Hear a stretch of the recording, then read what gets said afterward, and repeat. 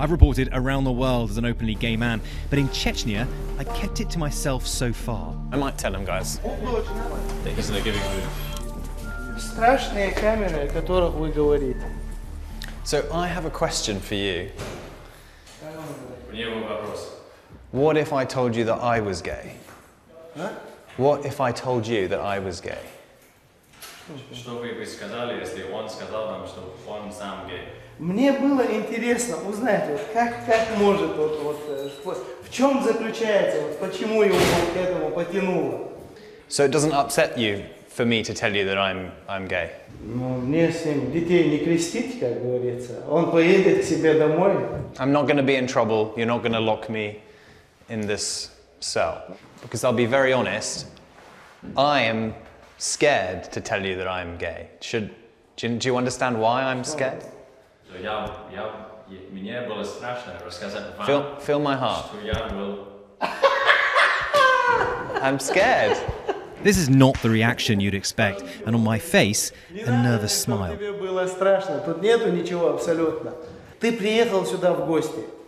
Приедь сюда гостем и уедь гостем. Это твоя жизнь, и живи, как тебе нравится. Но и не учи нас, как мы должны жить. Вот и все.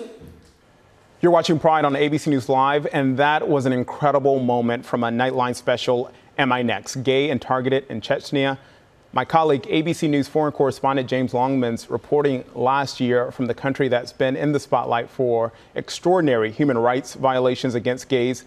Let's bring in our friend James, the man, the myth, the legend right there. James, you have shared some powerful observations as a gay man reporting from what really are danger zones for human rights around the world.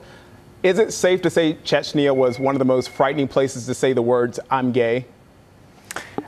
You bet, Kenneth. I mean, it was pretty extraordinary. And also, of course, in a prison cell. I mean, I think it was difficult because, look, there are lots of countries in the world where it's not easy to be gay. But Chechnya is a place where the group of people who you're supposed to be able to go to get help, the police, are the ones who are alleged to be carrying out the crimes. So I think in that situation, yeah, saying it in a prison cell to the head of the police force did feel a bit scary. I have to say, it wasn't planned. Earlier in the evening, he had actually asked us as a team if one of us was gay. And it was asked in a way, it wasn't because he had guessed or anything. It was because I think for him, the idea that anybody would be remotely interested in gay people if they themselves weren't gay was beyond his comprehension. Because for him, gay people are not normal. So why would normal people, quote unquote normal people, be interested in gay people in any way? So the reason why I kind of told him in that moment was because he had kind of opened the door to it earlier in the evening, and I thought, well,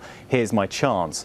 But you know, when I'm reporting in general in any country in the world, and I've been to a lot of places where it's not okay to be gay, I think I'm conscious of three audiences. I'm conscious of the people I'm in front of, that maybe just me being there might change their perception. I'm conscious of the people at home who may have similar prejudices, who maybe, you know, I can alter something in them as well.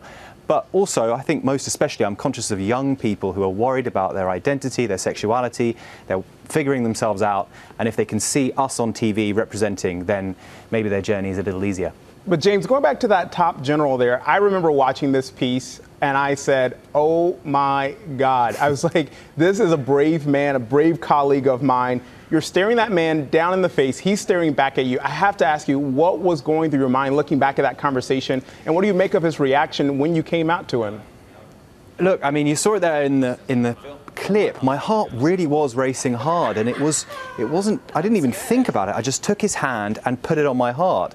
And, you know, this is a part of the world where, you know, people are, I say, more touchy-feely than they are in Britain anyway. You know, it's that kind of Eastern mentality. So the idea that you would kind of touch another guy like that wouldn't be totally out of the question.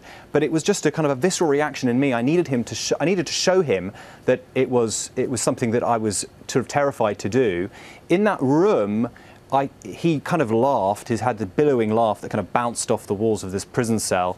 For him, it was a PR exercise, so he was never going to do anything other than than do that. But John, afterwards, our producer cameraman, said that he could hear behind him, because by this stage we had about sort of 15 to 20 big Chechen guys stood behind. They were all whispering, gay, gay, gay, gay, like this. And after that, I was kind of like, let's get out of the prison.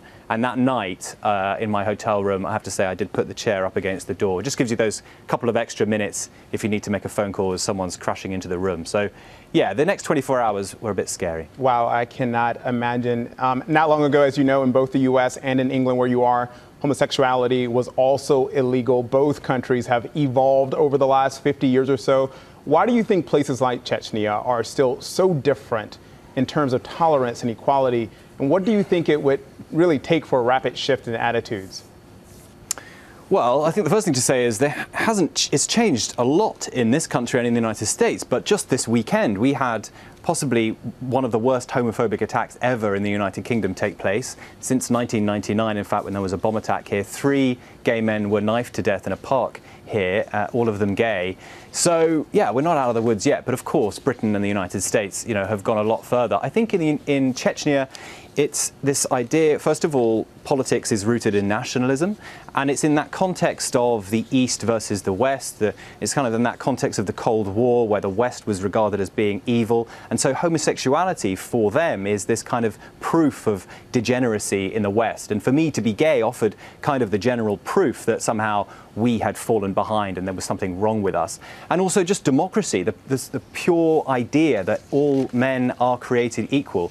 That is not something that is kind of prevalent in Chechnya. It is an authoritarian regime. And so until there's democracy there won't be human rights and there won't be rights for LGBTQ+ people. And before we leave you, I want to ask you about what you saw on the ground there, the people you spoke with, the people who you experienced, and the difficulties that they're going through, torture, beaten in their own countries by their own government, their fellow citizens.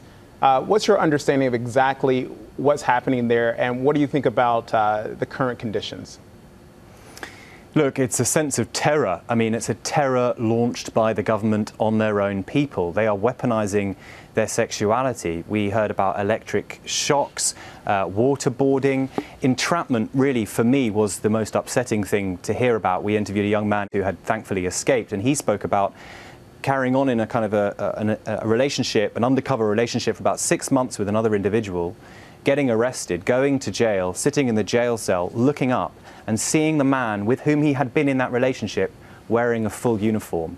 He had entrapped him, and that was why he was in that situation. So just the terror and the fear that these young men and women experience, to the point where this boy he wouldn't even show me his face. We had to hide his voice. He was worried about his family finding him there. LGBTQ+ refugees anywhere in the world, they live in total fear because the very people who are meant to keep them safe, their families often, are against them. And it's a unique situation they face, and it's very sad. Yes, and people need to go look up your Nightline special there. James, just incredible work all around the globe. Gratitude to our colleague and ABC News foreign correspondent James Longman there.